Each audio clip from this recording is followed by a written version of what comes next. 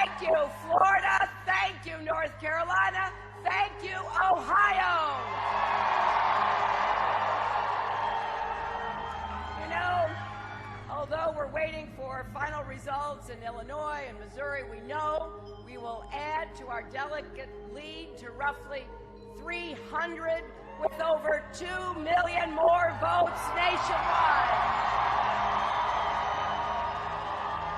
We are moving closer to securing the Democratic Party nomination and winning this election in November. You know, because of all of you and our supporters across the country, our campaign has earned more votes than any other candidate, Democrat or Republican.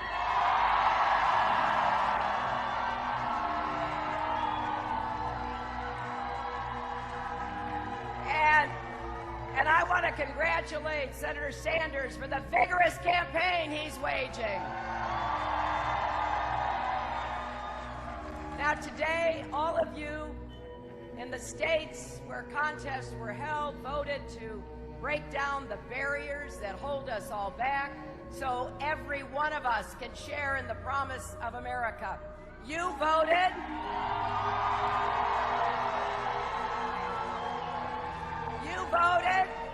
You voted for our tomorrow to be better than our yesterday. Tomorrow where all of us do our part and everyone has a chance to live up to his or her God-given potential.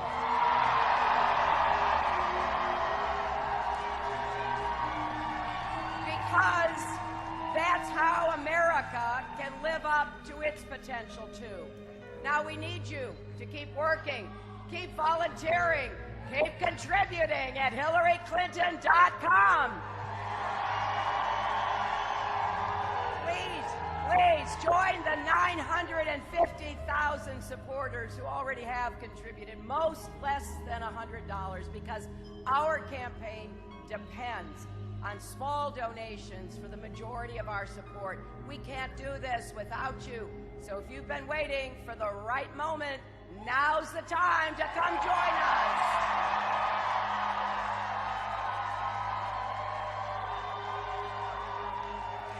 You know, tonight it's clearer than ever that this may be one of the most consequential campaigns of our lifetimes. The next president will walk into the Oval Office next January, sit down at that desk, and start making decisions that will affect the lives and the livelihoods of everyone in this country, indeed everyone on this planet.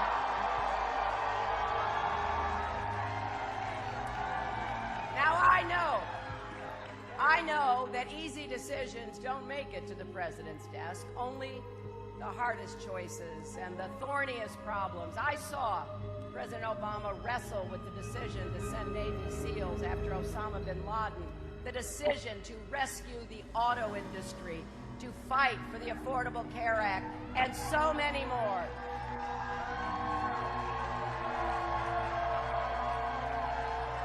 And so, our next president has to be ready to face three big tests. First, can you make positive differences in people's lives? Second, can you keep us safe? Third, can you bring our country together again?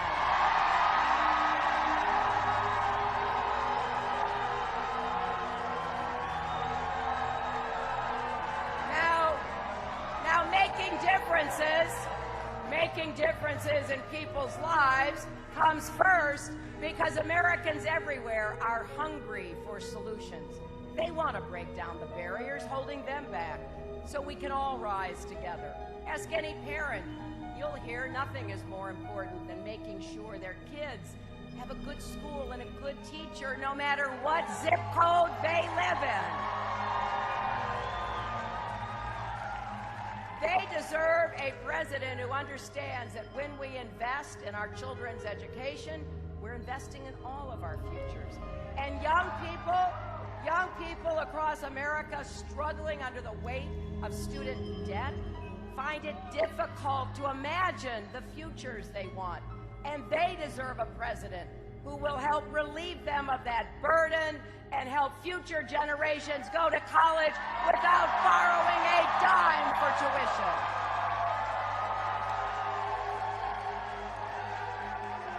And you know, grandparents who worry about retirement deserves a president who will protect and then expand Social Security for those who need it most, not cut or privatize it. Families deserve a president who will fight for the things that are priorities at home, but too often aren't priorities in Washington. Affordable child care, paid family leave, and something we have waited for long enough, equal pay for equal work for women.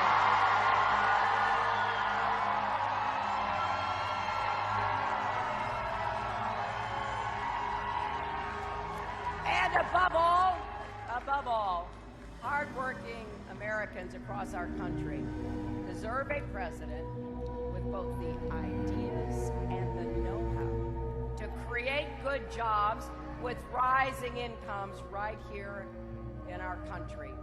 And I am absolutely convinced that we have the tools to do that. That's why I've laid out a program to do what can be done.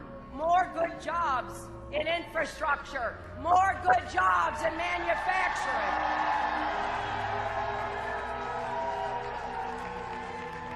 More good jobs in small businesses.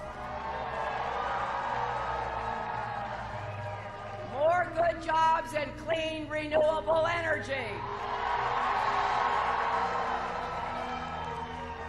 Good-paying jobs are the ticket to the middle class, and we're going to stand up for the American middle class again.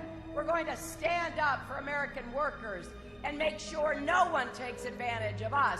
Not China, not Wall Street, and not overpaid corporate executives. Now look, of course, every candidate makes promises like this. But every candidate owes it to you to be clear and direct about what our plans will cost and how we're going to make them work. That's the difference between running for president and being president.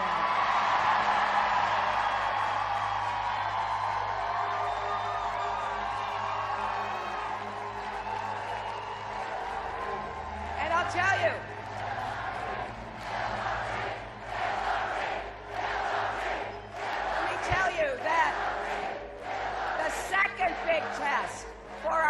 president is keeping us safe. We live in a complex and, yes, a dangerous world. Protecting America's national security can never be an afterthought. Our commander-in-chief has to be able to defend our country, not embarrass it.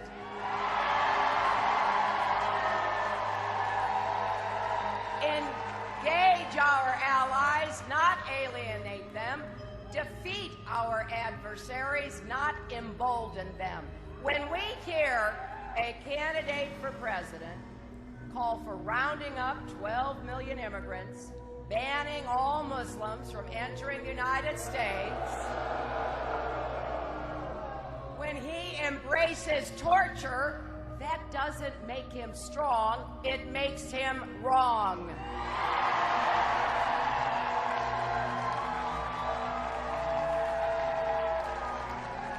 Yes, our next president has to bring our country together so we can all share in the promise of America. We should be breaking down barriers, not building walls. We're not going to succeed by dividing this country between us and them. You know, to be great, we can't be small. We can't lose what made America great in the first place. And this isn't just about Donald Trump. All of us have to do our part.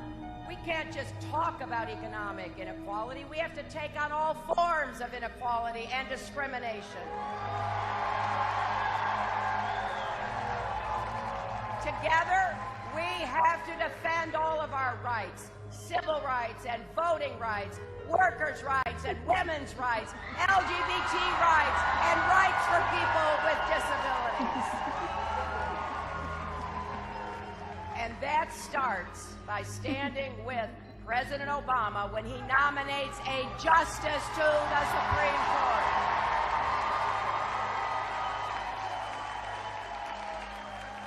Our next president will face all these challenges and more. You know, running for president is hard, but being president is harder. It is the hardest, most important job in the world, and no one person can succeed at the job without seeking and finding common ground to solve the problems we face. If we work together, we can make a real difference in people's lives. If we reach out to treat each other with respect, kindness, and even love instead of bluster and bigotry, if we lift each other up instead of tearing each other down, there's nothing we can't accomplish together. So please join me in this campaign. Every vote counts. Every volunteer hour counts. Every contribution counts.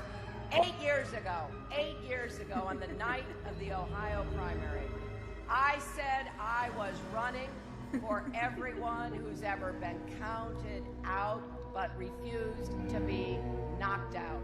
For everyone who has stumbled but stood right back up. For everyone who works hard and never gives up. Well, that is still true. Our campaign is for the steel worker I met in Ohio on Sunday night, who's laid off but hoping to get back to work. It's for the mother I met in Miami, whose 5 children haven't seen their father since he was deported. She dreams of a day when deportations end and families are reunited on a path to citizenship in America.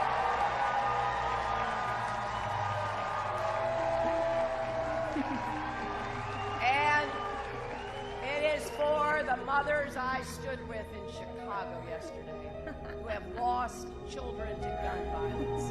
They're turning their sorrow into a strategy and their mourning into a movement. Let's stand with people who have courage, who have resilience. Let's stand with everyone who believes America's best days are ahead of us. For all of our challenges, I've never had more faith in our future. And if we work together, if we go forward in this campaign, if we win in November, I know our future will be brighter tomorrow than yesterday.